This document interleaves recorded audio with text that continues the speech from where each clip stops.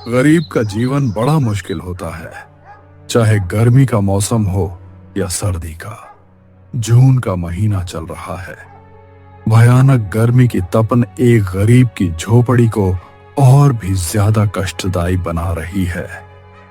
अचानक मौसम ने करवट बदली और बारिश शुरू हो गई। रात के 9 बज रहे हैं। आसमान में बिजली की कड़क के साथ जोरों की बारिश शुरू हो गई। लेकिन आज यह बरसात की रात कुछ अलग थी। आसमान चीख रहा था और जमीन पर एक आदमी था जो अपनी किस्मत से लड़ रहा था।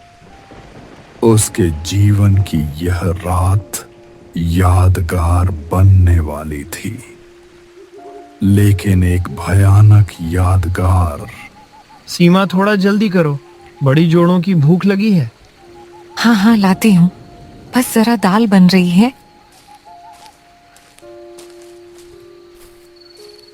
सुनिए जी, आज का काम तो चल गया, पर कल का क्या आटा खत्म हो गया है और गुड़िया की दवाई भी तो लानी है। कुछ पैसों का इंतजाम करो। सीमा, मैं क्या करूं? दिन भर ओंठो दौड़ाता हूं, लेकिन बस इतने पैसे ही कमा पाता हूं कि 2 वक्त की रोटी मिल जाए।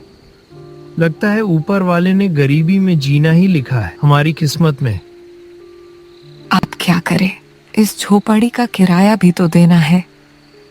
ये छत तो देखो, फिर से टपकनी शुरू हो गई। ये बारिश भी मुसीबत बन गई है।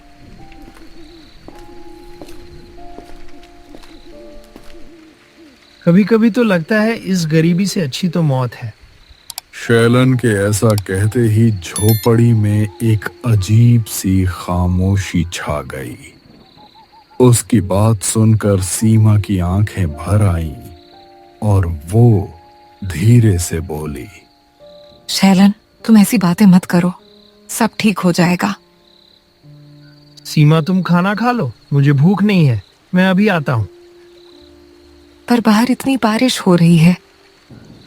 ऐसी बारिश में कहाँ जा रहे हो?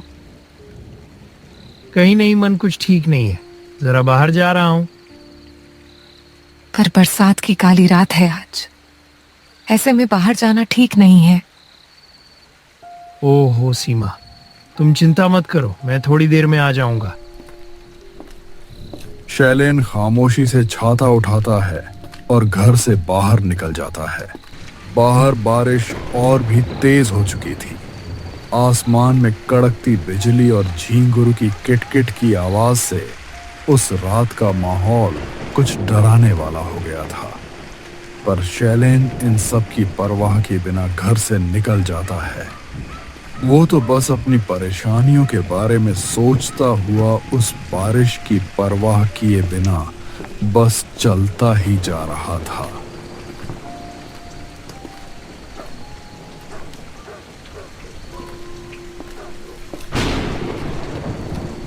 चलते चलते वो रामू काका की चाय की दुकान पर पहुंच जाता है, जो गांव के बिल्कुल बाहर बनी हुई थी। अरे शैलिन बेटा, आओ आओ, आज बड़े दिन बाद आना हुआ। कहाँ रहते हो आजकल? अरे और कहाँ काका, वो ऑटो चलाने में व्यस्त रहता है पूरा दिन। क्यों शैलेंद्र, कैसा चल रहा है काम? क्या बताऊं केशव, बहुत बुरी हालत है। 2 वक्त की रोटी के पैसे ही जुटा पाता हूं। घर चलाना बड़ा मुश्किल हो रहा है। एक वैसे ही लोग सवारी के पैसे पूरे नहीं देना चाहते, और अब यह बारिश का मौसम शुरू हो गया है। अब ऐसी बारिश में तो और भी मुश्किल हो जाएगी। ऐसे मौसम में तो सवारी ही नहीं मिलती। समझ नहीं आ रहा है क्या करूं। बुढ़िया बीमार है, उसके इलाज के लिए पैसे भी नहीं है मेरे पास। अरे शैलन बेटा, परेशान मत हो, सब ठीक होगा। बारिश बंद हो जाएगी तो तुम काम पर चले जाना। कल कुछ ना कुछ इंतजाम हो जाएगा। रामदेव बिल्कुल सही कह रहा है बेटा, तुम परेशान मत हो। तुम कहो तो गर्मा गर्म चाय बना दूं तुम्हारे लिए। नहीं नहीं काका, वो मेरे पास पैसे नहीं हैं अभी। आज नहीं पीऊंगा। अरे पैसे बाद में दे देना बेटा, कोई बात नहीं। अरे शैलन, तू क्यों परेशान होता है? यह बारिश ही तो मौका होता है पैसे कमाने का। बारिश में पैसे कमाने का मौका क्या? ये क्या कह रहा है तू? कैसा मौका? देख, ऐसी बारिश में लोग घर से बाहर कम निकलते हैं, है ना? पर कुछ लोग तो ऐसे भी होते हैं ना, जिनकी मजबूरी होती है ऐसे खराब मौसम में भी घर से बाहर जाने की। अरे उनको जरूरत होती है किसी ऑटो रिक्शा की। ऐसे मौसम में लोग बारिश में घर पहुंचने की जल्दी में ऑटो रिक्शा वालों को ज्यादा पैसे दे देते हैं। कुछ समझा? पर ऐसी बारिश में भला सवारी मिलेगी कहाँ? देख, अभी 9 बजे हैं। पास के ही स्टेशन पर 2 बजे की ट्रेन आने वाली है। तू रेलवे स्टेशन जा। भयानक बारिश हो रही है। ऐसी बारिश में वहां कोई ऑटो या रिक्शा वाला नहीं होगा। जैसे ही ट्रेन आए तू बस स्टेशन के बाहर खड़े रहना। कोई ना कोई सवारी तो जरूर मिल ही जाएगी। बस तू उससे ज्यादा पैसे मांगना। बारिश की वजह से वे लोग ज्यादा पैसे देने को तैयार हो जाएंगे। तेरा भी काम बन जाएगा और बारिश में फंसे लोगों की भी मदद हो जाएगी। क्यों, क्या कहता है? केशव, तू कह तो ठीक ही रहा है। मैंने पहले ऐसा क्यों नहीं सोचा? ठीक है, मैं चलता हूं। स्टेशन पहुंचने में भी 1 घंटा लग जाएगा। केशव की बात मानकर शैलन अपना छाता उठाता है और घर की ओर निकल जाता है।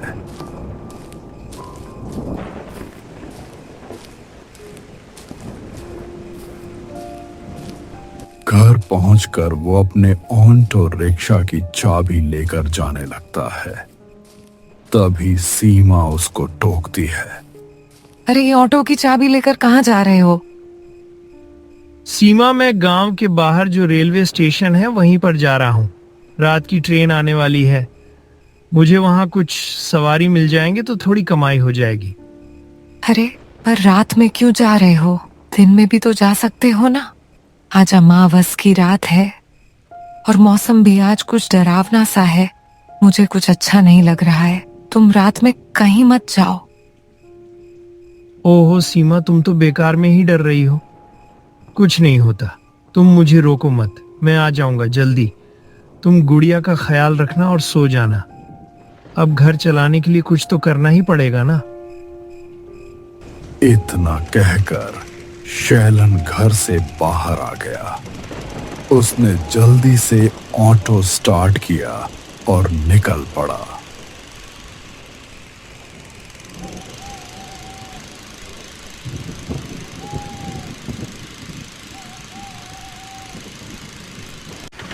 अब वो रात जितनी काली होती जा रही थी, बारिश भी उतनी ही तेज होती जा रही थी। तेज गड़गड़ाहट के साथ आसमान गूंज रहा था। बारिश की बूंदें चाकू की आधार की तरह धरती पर पड़ रही थी, पर शैलन को इन सब की कोई परवाह नहीं थी। वो रात के सन्नाटे को चीरते हुए जल्दी से रेलवे स्टेशन के बाहर पहुंच गया। रात के 12:00 बजने में बस 20 मिनट ही बाकी थे। शैले स्टेशन पर ट्रेन के आने का इंतजार करने लगा। लगभग 20 मिनट के बाद ट्रेन स्टेशन पर आकर रुकी, पर यह क्या, उस स्टेशन पर कोई भी ट्रेन से नहीं उतरा। यह देखकर शैलन निराश हो गया। केशव ने तो कहा था कि मुझे यहाँ रात में सवारी मिल जाएगी, पर यहाँ तो कोई नहीं है। इतनी रात को बारिश में भीगता हुआ मैं यहाँ तक पहुँचा और कोई फायदा नहीं हुआ।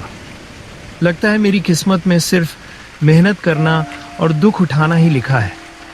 सीमा ने मना किया था मुझे, मैं ही नहीं माना।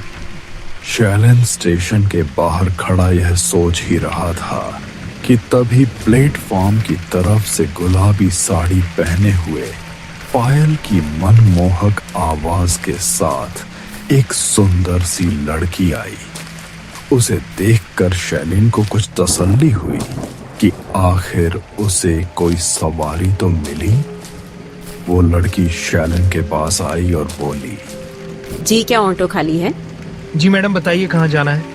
मुझे नरपुरा गांव जाना है। नरपुरा, ठीक है, लेकिन नरपुरा तो यहाँ से काफी दूर है और जंगल के रास्ते से जाना पड़ता है। देखिए मैडम जी, बारिश हो रही है और जंगल के रास्ते से जाना पड़ेगा तो किराया थोड़ा ज्यादा लगेगा, पूरे 500 लूंगा। वो लड़की शैलेन की बात पर कुछ ज्यादा ध्यान नहीं देती। उसके चेहरे पर कोई भाव नहीं था और उसकी आंखों में एक सोनापन था। वो शांत भाव से बोली, कोई बात नहीं, आप चलिए, मेरे पास अभी 200 ही है, अभी आप यह रख लीजिए, मैं घर पहुंचकर बाकी के पैसे भी दे दूंगी। देखिए मैडम जी, साफ बात करना अच्छा होता है। घर पहुंचकर मेरे पैसे दे देना। मेरी बेटी बीमार है और मुझे उसके लिए दवाइयां लेनी है। अगर आप 500 नहीं दे सकती तो सुबह तक का इंतजार कीजिए और यही स्टेशन पर रुक जाइए। मैं आपको सुबह 100 में ही पहुंचा दूंगा। नहीं, मेरा आज रात ही घर पहुंचना जरूरी है। मैंने कहा तो मैं आपके पैसे घर पहुंचने पर दे दूंगी। आप चलिए, मेरी माँ मेरा इंतजार कर रही है। ठीक है, तो फिर चलिए, बैठ जाइए। वो लड़की ऑटो में बैठ जाती है। बारिश की बूंदें तेजी से ऑटो के ऊपर पड़ रही थी। रास्ता सुनसान और चारों तरफ अंधेरा था। बिजली की गड़गड़ाहट वातावरण को और भी ज्यादा डरावना बना रही थी। शैलन ऑटो लेकर जैसे ही जंगल के रास्ते पर पहुंचा, उसे कुछ अजीब सा अनुभव होने लगा।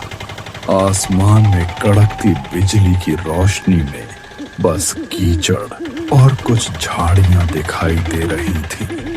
अब शैलेन के चेहरे पर तनाव की लकीरें उभरने लगी। अचानक जंगल के अंदर से किसी जानवर के चीखने की आवाज आई। वो आवाज इतनी डरावनी थी कि उसकी गूंज पूरे जंगल को और भी ज्यादा डरावना बना रही थी। शैलेंद्र धीरे से बड़बड़ाया, हे भगवान, इस रास्ते पर चलना अब भारी हो गया है। कैसा भयानक सा माहौल है यहाँ पर। ऊपर से ये बिजली के कड़कने की आवाज, ऐसा लग रहा है कि कुछ बुरा होने वाला है मेरे साथ। हे बजरंगबली, मेरी रक्षा करना। तभी शैलन को सामने पेड़ के पास एक साया दिखाई देता है, जैसे कोई आदमी खड़ा हो। लेकिन जैसे ही ऑटो पास पहुंचा, वो गायब हो गया। शैलन डर के मारे पानी पानी हो जाता है। लड़की चुपचाप बैठी रहती है। शैलन डरते हुए उस लड़की से बोला, वो क्या था? आपने देखा क्या? उस बड़े पेड़ के पास कुछ तो था। कभी कभी जो होता है वो दिखता नहीं और जो दिखता है वो होता नहीं। लड़की की अजीब सी बात सुनकर शैलन और भी ज्यादा हैरान हो जाता है। लेकिन लड़की की आंखों में गहराई थी। उसके चेहरे पर अभी भी एक सुनापन था और कोई भाव नहीं था। आगे बढ़ते हुए ऑटो अचानक रुक जाता है। शैलन ने देखा कि एक लाश रास्ते पर पड़ी है, पर जैसे ही वो ऑटो से बाहर निकला, वो लाश गायब हो गई। अब शैलन का दिल जोर से धड़कने लगा। अब वो जंगल उसे खाने को दौड़ रहा था। आसमान में कड़कती बिजली, जंगल के अंदर से आती झिंगुरों की आवाज, चारों तरफ बस अंधेरा ही अंधेरा, ऊपर से तेज बारिश। ऐसे में शैलन को उस जंगल में डरावने अनुभव हो रहे थे। उसे ऐसा लग रहा था जैसे वो किसी सपने में है। वो कांपती आवाज में बोला, ये सब क्या हो रहा है मेरे साथ? कुछ समझ नहीं आ रहा है। पहले वो काला साया और अब ये लाश, लेकिन दोनों कहाँ गायब हो गए? कहीं ये मेरा वहम तो नहीं है? सीमा ने मना किया था आज की रात घर से बाहर जाने को। आज अमावस की काली रात है। मैंने ही उसकी बात पर ध्यान नहीं दिया। घबराइए मत, यहाँ से जल्दी चलिए। मेरा गांव बस आने ही वाला है। इस जंगल में ज्यादा देर रुकना ठीक नहीं है। शैलेन ने जल्दी से ओनेंटो स्टार्ट किया और तेजी से उस जंगल से बाहर निकल लिया। थोड़ी ही देर में वो नरपुरा गांव में पहुंच गया। यहीं रुकिए, मेरा घर आ गया। अब जरा रुकिए, मैं 2 मिनट में आती हूँ। वो घर के अंदर चली गई और शैलेन घर के बाहर उसका इंतजार करने लगा। लगभग 20 मिनट बीत जाते हैं पर वो लड़की बाहर नहीं आती तो शैलेन झुंझुला जाता है। कितनी देर हो गई है, पैसे भी नहीं दिए, ऊपर से ये बारिश रुकने का नाम नहीं ले रही है। आज तो डर के मारे मेरी हालत ही खराब हो गई। अब ऐसी बरसात की रात में जंगल की ओर तो देखूंगा भी नहीं। अब घर दूसरे रास्ते से जाऊंगा। पर यह लड़की बाहर क्यों नहीं आई अभी तक? मैं ही जाकर देखता हूं। अरे मैडम जी, कोई है अंदर? मेरे पैसे दे दीजिए, मुझे घर भी जाना है। अंदर से एक बूढ़ी औरत बाहर आई। उसका चेहरा उदास था और उसकी आंखों के आंसू जैसे अभी सूखे थे। वो कांपती आवाज में शैलेन से बोली, क्या हुआ बेटा? कौन हो तुम? इस काली बरसात की रात में यहाँ क्या कर रहे हो? माँ जी, मुझे मेरे पैसे दे दो, मैं चलता हूँ। पैसे? कैसे पैसे? ऑटो रिक्शा के पैसे। माँ जी, एक लड़की मेरे ऑटो में आई थी। उसने गुलाबी साड़ी पहनी थी। वो इसी घर के अंदर तो आई है, आपकी बेटी है। शायद उसने मुझे रुकने को बोला था। कह रही थी कि अंदर से पैसे लेकर आती हूँ। मेरे 300 बकाया है, आप दे दीजिए, मुझे घर भी जाना है। लेकिन बेटा, इस घर में कोई लड़की नहीं रहती, ना ही यहाँ कोई आया है। मेरी बेटी तो 1 साल पहले ही मर गई थी। आज उसकी बरसी है। 1 साल पहले जंगल के रास्ते में उसका एक्सीडेंट हो गया था बेटा। अब मेरी कोई बेटी नहीं है। लेकिन माँ जी, जो लड़की मेरे साथ रिक्शा में आई है वो तो आपके ही घर में गई थी। पर ऐसा कैसे हो सकता है? यहाँ तो कोई लड़की नहीं है। रुको, मैं तुम्हें अपनी बेटी की फोटो दिखाती हूँ। ये देखो बेटा, यह मेरी बेटी है और अब वो इस दुनिया में नहीं है। क्या? पर ये तो वही लड़की है। इसका मतलब नहीं, ये कैसे हो सकता है? मैं अब शैलेन डर से कांप गया और ओनाटो की तरफ दौड़ा। जब वो ओनाटो के पास आया तो उसने देखा कि सीट पर 300 रखे हुए हैं। अब शैलेन पूरा मामला समझ गया था। उसने डरते हुए वो पैसे उठाए और ओनाटो में बैठ गया। शैलेन वहां से तेजी से निकल गया। वो जैसे तैसे दौड़ते हुए अपने गांव में पहुंच जाता है और अगली सुबह गांव के एक हनुमान मंदिर के बाहर बेसुध हालत में पड़ा मिलता है। उसको ऐसे पड़ा देखकर गांव के कुछ लोग वहां जाते हैं। अरे ये तो शैलेन है, पर ये यहाँ क्यों पड़ा है? क्या हुआ इसे? शैलेन, अरे ओ शैलेन, अरे भाई उठो तो जरा, क्या हुआ तुम्हें?